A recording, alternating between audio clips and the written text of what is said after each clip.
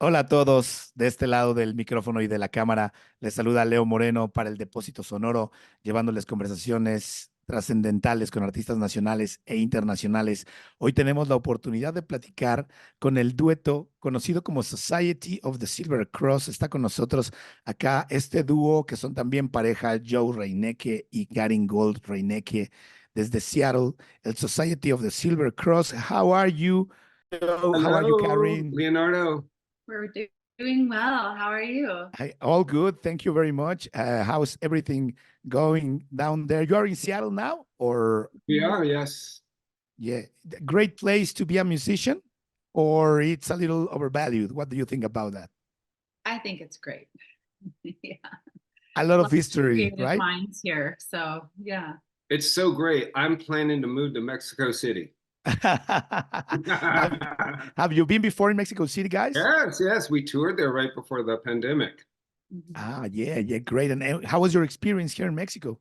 It We was loved it. amazing. Yeah. Well, we It really was loved the amazing. people. Were so kind, so loving, and so supportive. And yeah, we had a really fun time.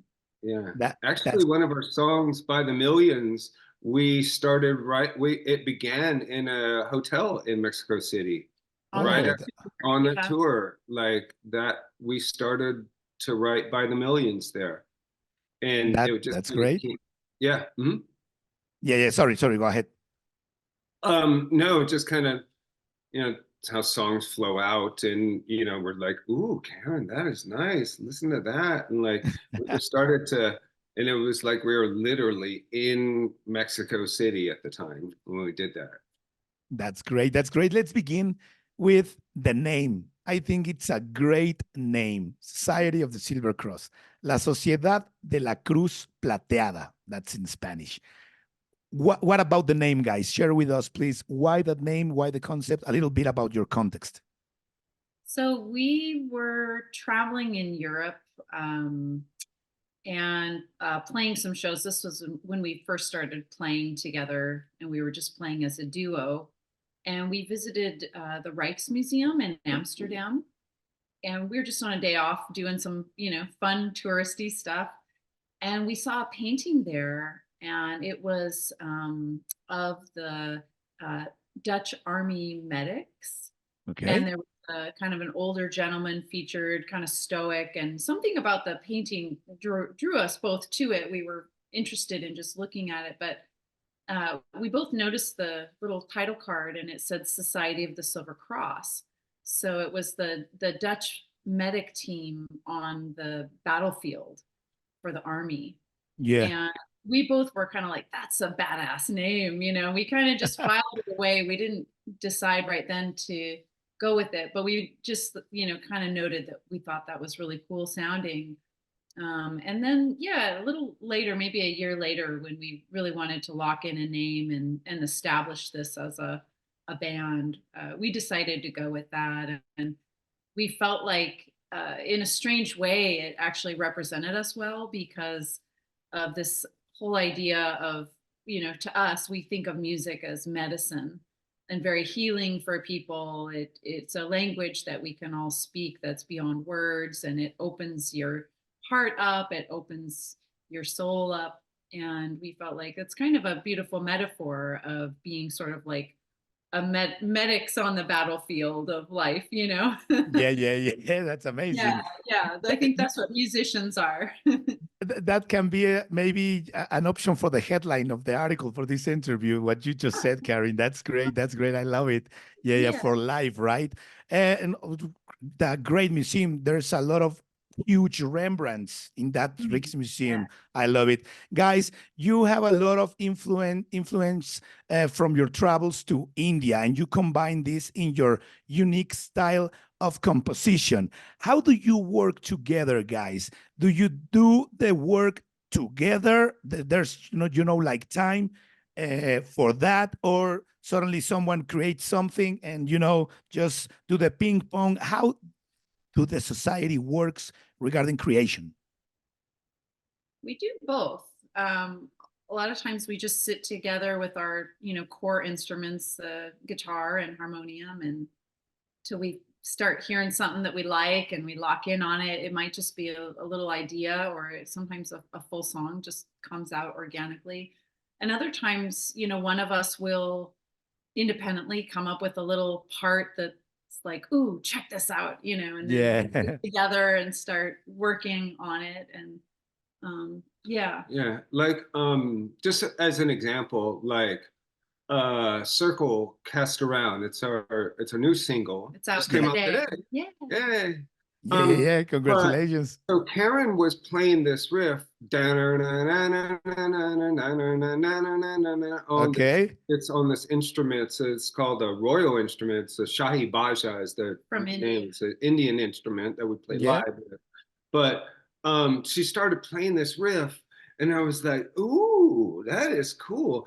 And I started playing this sort of like note, kind of like I wasn't trying to do it, but after I did it, it was like that sounds like a Joy Division kind of da da da da da da da. So she was playing this thing, and I started to weave this thing around it musically with just an acoustic guitar as like a bass line, and it was just like, oh wow, that is something. And we saved all these ideas. And We save them a lot of times on our iPhone. phones, Yeah, you know, just just like- to capture the, we don't Yeah, yeah, forget of course. Yeah. very lo-fi, not very well produced sounding, you know, ideas. Yeah. We can come back to them and work them out, you know, Yeah, of course. properly. Yeah. Yeah. We own a fancy studio, and then we record everything on our iPhone. I know. Yeah, but you know, We're that's laughing about that. Like, yeah, well, no, I don't want to set up a mic. Let's just record it on the iPhone. my friend, you know, there's a lot of ways to work and to create and to produce. You know, there's a movie even out there that was recorded with an iPhone like 5 years ago and won prizes, right? There, Yeah. it depends. There's lo-fi albums that sound so goddamn lo-fi, but the important thing is the message. So let's jump right into it. What it was to work with an ex-member of the legendary Joy Division for this track. Also with the mixer of Cocteau Twins and the Depeche Mode. That must be a really cool experience. Yeah. So Mike Squires, who played bass on it, is an old bandmate of mine. Yeah, in my last band, and he was up for a U.S. tour with Peter Hook playing bass for him. Okay. For his thing. So that's the connection there. And I was like, since he was really good at playing eighth notes, I thought he would be perfect to play this. No, I'm kidding. He's like one of our best friends. He was actually the best man at our wedding. And the reason why I met Karen, because we met through him. Yeah, we met through him. Yeah. So Okay, anyway, okay, that's I important. know, it's really crazy. important. But like I was like, hey, I've got Squires, we've got this song and I really want you to play on it. And we just carved out some time, and he came over and he played on it. And it was just basically mirroring the acoustic line that I did, but he's a really tight player and things like that. And the other part was the John Fryer thing. Yeah. Because John was in This Mortal Coil, and he produced a bunch of great records for Depeche Mode and Cocteau Twins, Nine Inch Nails, and but we thought it'd be a perfect fit to mix this song because it had such a sort of like we just kind of felt like it was in his lane really well. A And good 80s vibe. Yeah, and he could understand it, what we're going for, and yeah, he was great to work with. It's super nice, and eventually we got to where we were both really happy with it, and we signed off on it. But yeah, John's fantastic, and he's an incredible musician, and there's a long history and stuff like that. So we really enjoyed working with him. And he did some really nice effects with the reverb he used on the vocals. Yeah. We tried to get him to tell us how he did it, and he said, That's my proprietary secret. So Yeah, she wouldn't share that with us, you know. That's the secret ingredient. yeah, he said you have to, come back for more if you want it. Yeah. But as the famous phrase says, it takes one to know one. And obviously these are people that understand the style in a way, or the vibe that the society has, because your music has been described as, haunting, mystical, gothic, twisted Americana. I was checking and all this, and of course, I saw obviously, the pictures, everything, the visual narrative, and it's dark, and we love dark music, of course. But working with these people is important so they can understand what you want to achieve, right? From your first album, 2019, First Verse, right? It's been almost 5 years. How do you feel now, in not comparison, but with perspective from what has happened in the world, from that first official album to now Final Invocations, which is also a great name for an album? Mhm. Thank you. Yeah, it feels great. It's been a journey, in these 5 years. And I think, our next album won't take 5 years to put out, but it was a very strange kind of time capsule because we had just released one verse and then COVID hit, so it just sort of stopped all of the music, for everybody. And during that time, we did all of the writing for the album, but we also had a crazy inspiration to build a studio, which we did, and it's called Temple of the Trees, and that took a couple more years of time for us to do. So we sort of segued from, creating it in the studio to actually building a studio. And we wanted to wait to record this new album in the new space. Yeah. So With that, your own time, at your own pace, at your own yeah, vibe and feeling. Yes, of yes, course. and the space itself, we wanted the space to feel like our music. It's a very, finely crafted space with every tiny detail having been looked after. And so it took time to also build that. And we wanted it to feel really inspiring to work in, Yeah. for us to use. So, when we finally got to the stage for recording it, then, it had been a few years into all of this, and then of course it takes time to do that and takes time to release. So Yeah. yeah, somehow 5 years just sort of zipped by, It but flew. Time we're, flew, right? I want to jump yeah. in here. Um, Karen might seem very innocent and sweet, but you put a fucking power tool in her hand. It's that Whoa, whoa, whoa. That's great. saws and all kinds of stuff, and she's a badass with a power tool. Yeah, That's We did a lot of the yeah. construction ourselves, and so we had to learn how to do all of that. Yeah, so Yeah, that's amazing. Temple of the Trees. That's a great name. And there are any other talents now, or you are just focusing in Temple of the Trees with your work and with your upcoming album, or are you now working with other talents in your studio, or that's maybe a plan for the near future? Yeah, no, we've done a bunch of stuff here already with other people. The car seat headrest Yeah, yeah, in on yeah. Matador. They spent a couple months here already Okay. working on their new record, and a number of other bands are coming in and finding a place here. yeah, we Yeah. haven't been, advertising it. It's very much word of mouth, where Yeah. people find out about it and they are so excited they tell somebody. Because when you walk in, it's almost like you go into just this other dimension of like, where am I? Even bands that can't record here want to stop by and just hang out.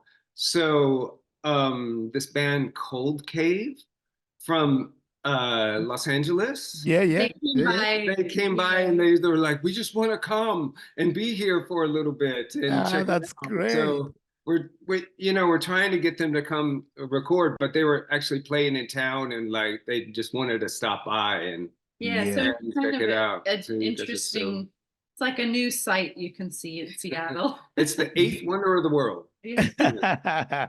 No, it's important because, as you say, this is a lot of word of mouth, and obviously the way you feel the energy in the spot or in the place, right? So the best of successes with Temple of the Trees, guys. We're gonna keep that in mind, and it's great that you have movement there.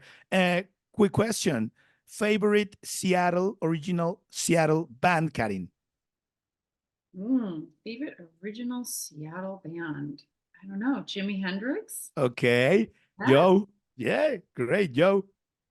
Oh, I'm gonna have to go with Nirvana. They were Okay. killer. Yeah, that's great. But That's are you great. talking about a current one? No, but well, maybe if there's something, because we also like for our audience to ask for some recommendations from the artists Mhm. for our audience. If you can share with us some Seattle talents now, that would be great Oh yeah, definitely. to check them out. Current band? Yeah. Yeah. Well, we actually made a really cool playlist on Spotify called Northwest's Darkest.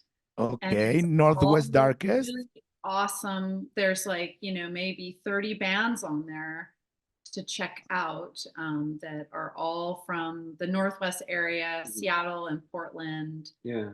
Some of our favorites like Federale, Oh yeah. Dark Swoon.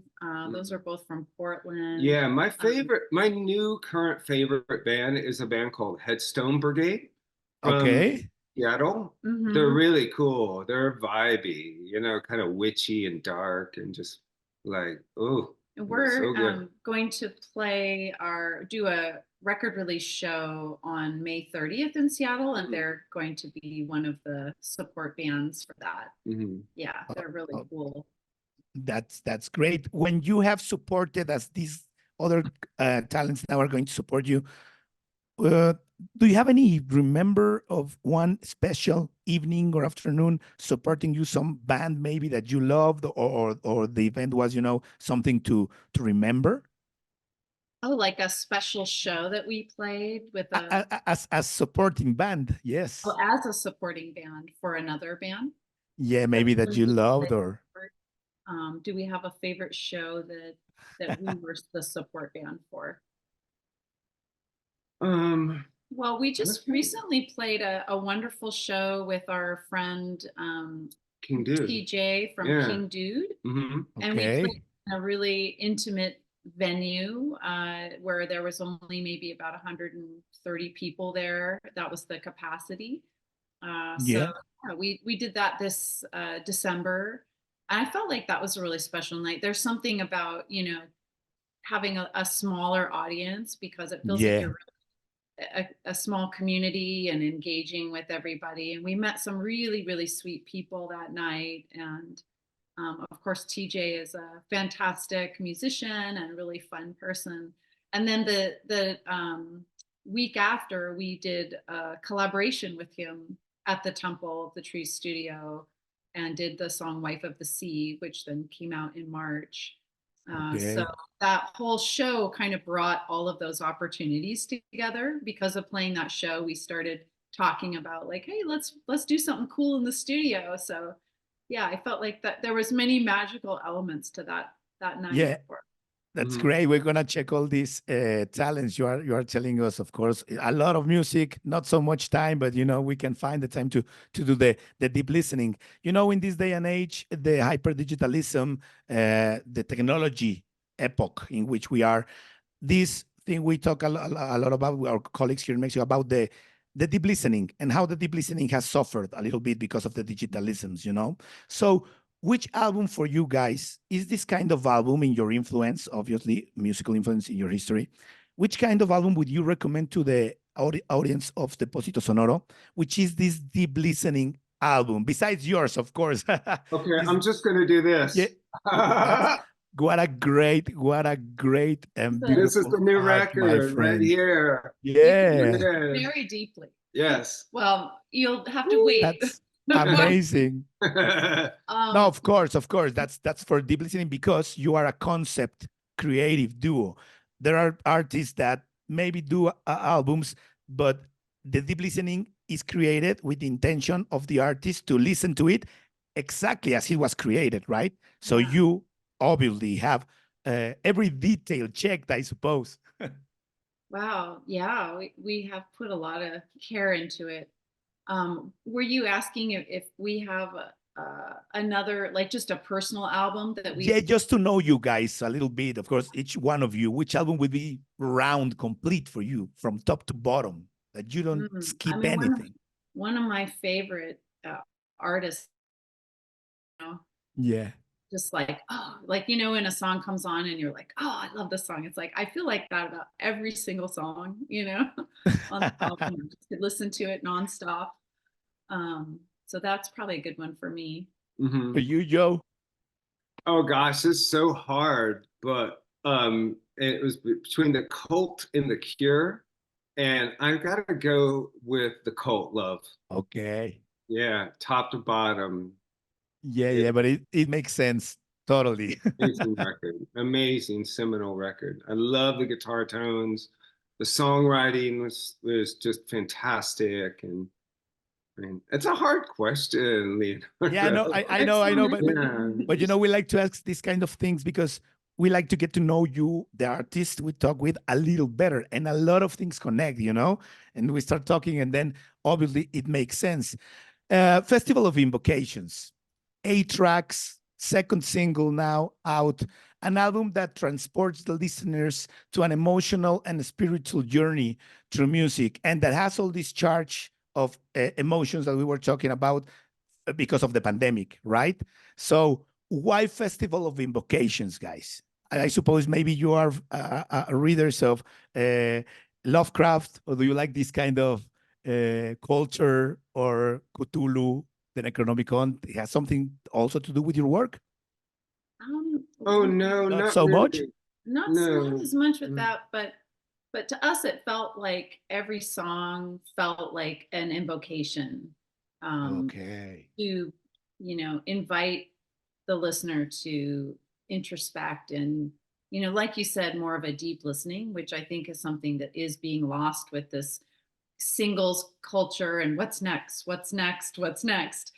You know, there is an experience to listening to an album from start to finish, and certainly every song and its placement in cue all has an intention in that way from start to finish to take you on a journey through, you know, a different landscape.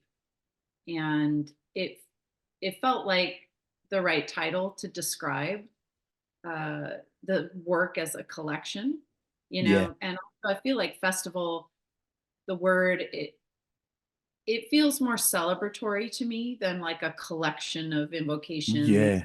You know, it's sort of like it is a collection, you know, because you need many things for a festival to come together, but it's also something that's joyful and fun and celebratory. So those words resonated with us a lot, and it just felt right together to describe it.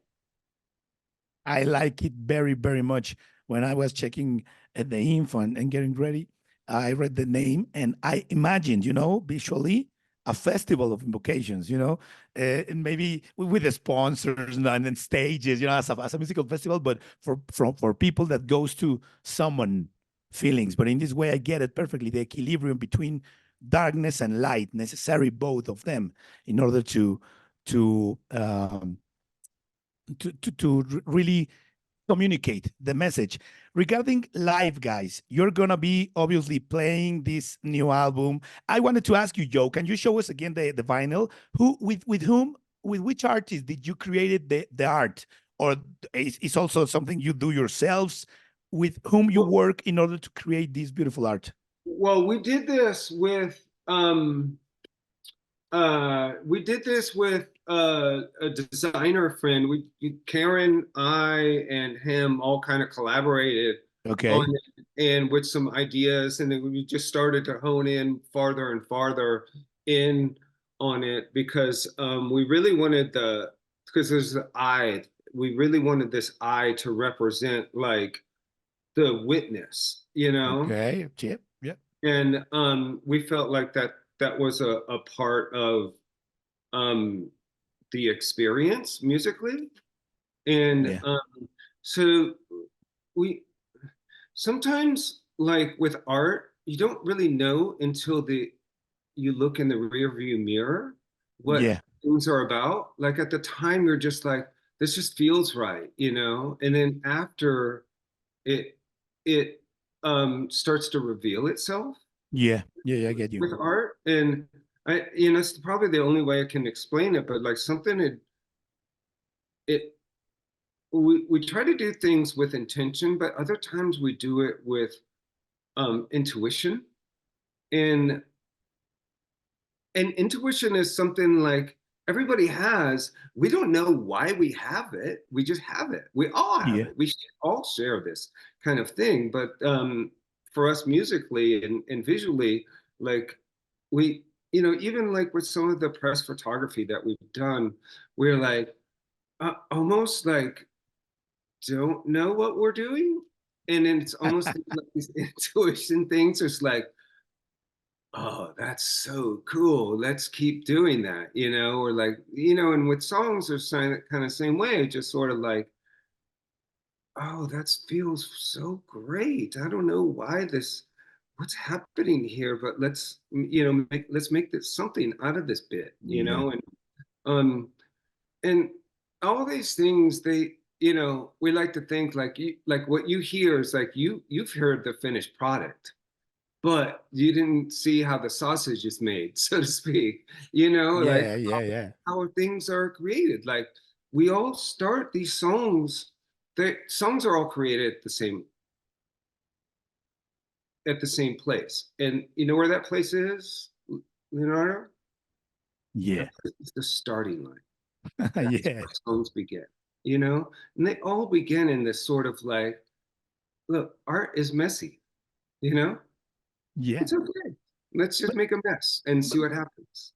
I think that it's really interesting what you say, because I think that intuition is one of the most important things in the human being existence, and the control apparatus has told us in a way, or lead us in ways that you don't have to trust yourself, you have to trust things from outside. So I think that deciding things in your life, in your art, in your craft from intuition, there's no chance you're gonna be cheating on yourself, you know, or deceiving yourself. So I think that's great. The other thing I was thinking is, obviously with the art and the music, when do you know when something is done?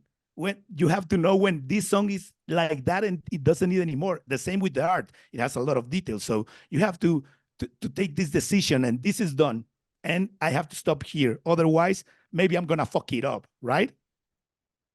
It's the same intuition. It's Yeah. like, I guess it's kind of, I feel like making art is often similar to cooking. It's like Okay. you get the balance right, the flavor right. Like you taste something and you can decide like, I like it, but it needs something else. And then you kind of think about, feel into what it needs. Um, you know, and it's the same when it's done, like, oh, okay, that's good. Let's stop right there. Yeah. I also make perfume, and Okay. it's the same process making the perfume.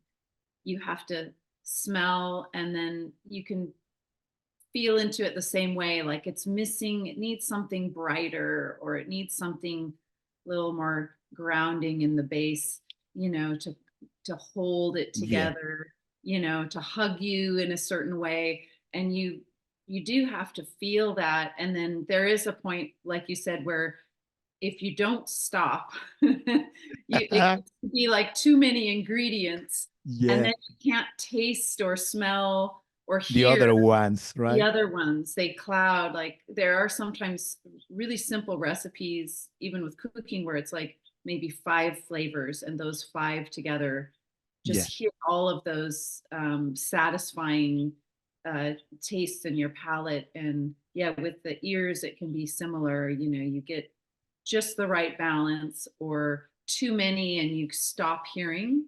A lot of times when we're working with our songs in the studio, we start taking things out of a mix for that reason, because it kind of relieves your ears from the burden of tracking 50 things. Yeah, You relieve that, and then you can bring things back again, and it builds the tension and release in a nice way. So all of these parts, these moving parts, are very much, like you said, intuitive, and there's no other way of telling other than like, what kind of experience am I having, and does it feel right, you know? yeah.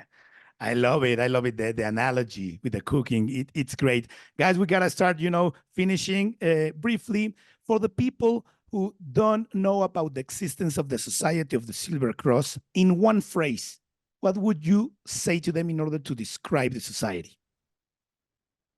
Well, the best genre coining we've ever heard, and we've been embracing this, is yogic metal. Yeah, I saw that. I saw that. And I get it. It's because obviously of the Indian relation, of course, and whatnot, but it's really unique. It's the first time in many decades of working in music. I've never heard something like that. So I think that's gotta be cool for you. Yeah, we're just embracing that. That's going to be our genre now, yogic metal. Even if we're the only people in that genre, it's okay. You are the umbrella, guys. You are the Yes. umbrella. All the others are coming. I hope so. Yeah. We need to find more of our people. There are a lot of people that embrace for sure what you do, guys. So you're going to be playing live soon. You have plans to go abroad, to start in the States. What are you going to be doing this year with the Festival of Yeah, so Invocations?